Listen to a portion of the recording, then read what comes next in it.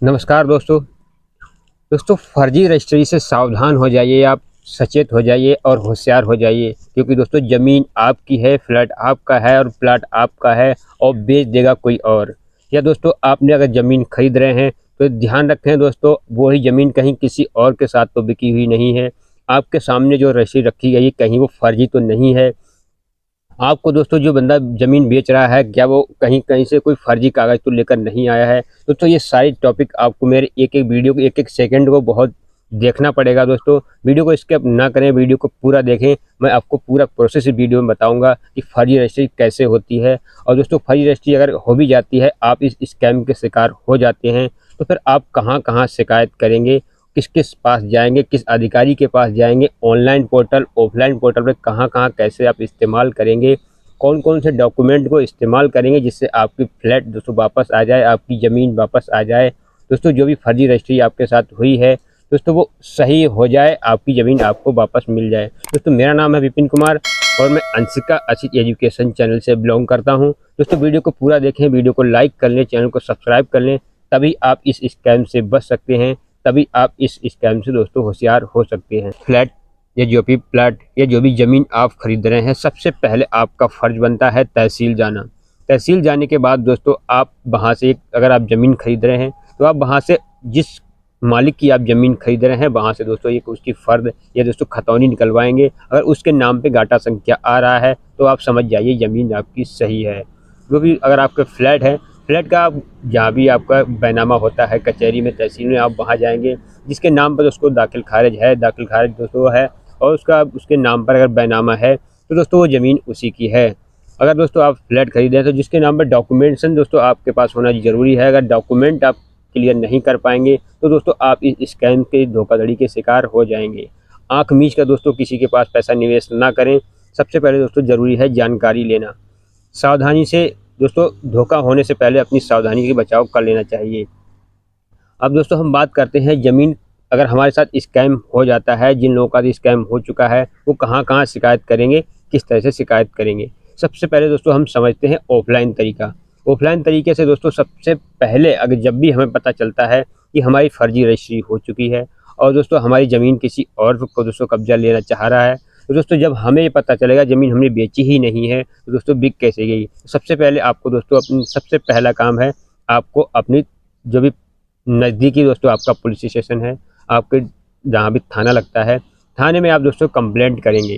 दोस्तों कंप्लेंट अब दोस्तों आप जब थाने जाते हैं दोस्तों, थाने जाने के बाद दोस्तों आप एक फेक रजिस्ट्री अपने पास एक स्थिति पुलिस थाने में इसकी शिकायत कर सकते हैं।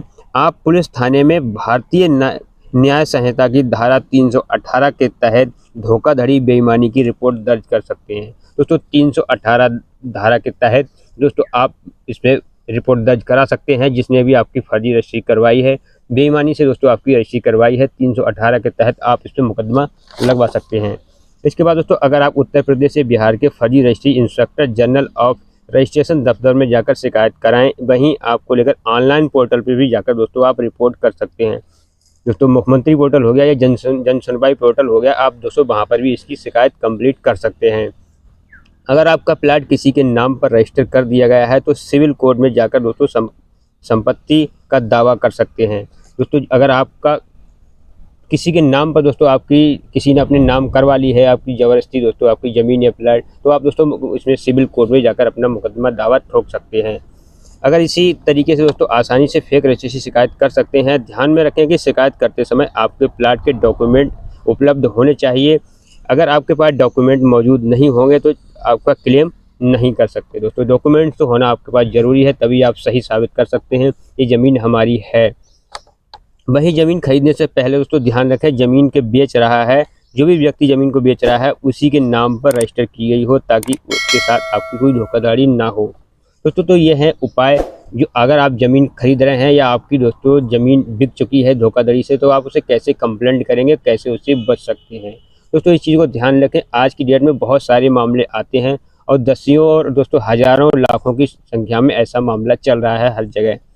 अब दोस्तों हम जानते हैं इस पर कौन कौन सी धाराएं लग सकती हैं, जिस धारा के तहत हम इस पर दोस्तों रिपोर्ट कर सकते हैं। फर्जी रजिस्ट्री के मामले में भारतीय दंड संहिता आईपीसी के धारा 318, 467 और 468 के तहत मामला दर्ज किया जा सकता है। ये मामला जालसाजी और धोखाधड़ी का होता है।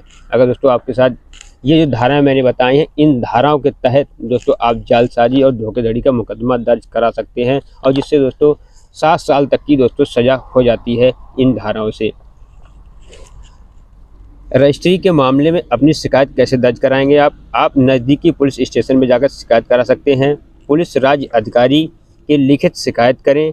किसी भी अधिकारी के संबंधित न्यायालय में दंड प्रक्रिया धारा 156 के तहत प्रार्थना पत्र भी दे दें। अगर आपकी पुलिस एफआईआर दर्ज नहीं कर रही है, किसी भी तरह से अगर आपकी एफआईआर दर्ज नहीं हो पा रही है थाने में, तो इसके बाद आप क्या करेंगे? पुलिस राज्य अधिकारी के लिखित शिकायत पत्र देंगे। इसके बाद दोस्तों किसी भी अधिवक्ता के जरिए दोस्तों संबंधित न्यायालय में दंड प्रक्रिया सहायता की धारा 156 के तहत प्रार्थना पत्र देंगे। मुख्यमंत्री पोर्टल पर दोस्तों जाकर ऑनलाइन कंप्लेंट करेंगे, ऑनलाइन शिकायत करेंगे। तो वीडियो को लाइक कर लें, चैनल को सब्सक्राइब कर लें, और दोस्तों वीडियो को पूरा देखें, तभी आप इन चीज़ों को समझ सकते हैं। वीडियो को आपको पूरा देखना पड़े, तभी इन चीज़ों को आप समझ कर दोस्तों और इन घटनाओं से बच सकते हैं। अब दोस्तों सबसे मेन पॉइंट हमारा ये आता है, हम पहचानेंगे कैसे ये रजिस्ट्री फर्जी है या दोस्तों असली है। तो दोस्तों उसके लिए मैं कुछ टॉपिक आपको बताता हूँ। ज़मीन या मकान की दोस्तों रजिस्ट्री की वैधता जांच करने के लिए तरीके आप बताए गए हैं। ऑनलाइन पोर्टल पर जाकर इस्तेमाल करें, खसरा नंबर की जांच करें, और दोस्तों एक सर्टिफिकेट यानी ईसी लें। रजिस्टर ऑफिस में जाकर दोस्तों सत्यापन कराएं, विक्रेता की पहचान के सत्यापन कराएं, और दोस्तों वकील या कानूनी सलाहकार से ज़रूर सलाह लें। दोस्तों वकील से सलाह लेना बहुत ही ज़रूरी रहता है ऐसे में। और दोस्तों जो भी आपके तहसील से अंदर संपर्क हो, तहसील से जाकर दोस्तों आपको जानकारी करना बहुत ही ज़्यादा ज़रूरी रहता है, जो भी ज़मीन आप खरीद रहे हैं उसके बारे में। रजिस्ट्री की वैधता कराने के लिए दोस्तों ध्यान दें, ज़मीन किसी भी श्रेणी की है, सरकारी ज़मीन नहीं है, विक्रेता के नाम पर आ गई है, ज़मीन किसी भी श्रेणी की कोई पेंडिंग नहीं है, लोन बंधक ज़मीन यानी किसी भी ज़मीन पर ऋण नहीं है। इसकी जांच के लिए दोस्तों ज़मीन के नक्शे की सीमाओं की जांच करें। ज़मीन पर किसी भी तरह की कोई कब्जा नहीं है। दोस्तों जो भी ज़मीन आप खरीद रहे हैं, इन सारी चीज़ों को आप देखकर ही ज़मीन खरीदें, तभी आप इस धोखाधड़ी से बच सकते हैं।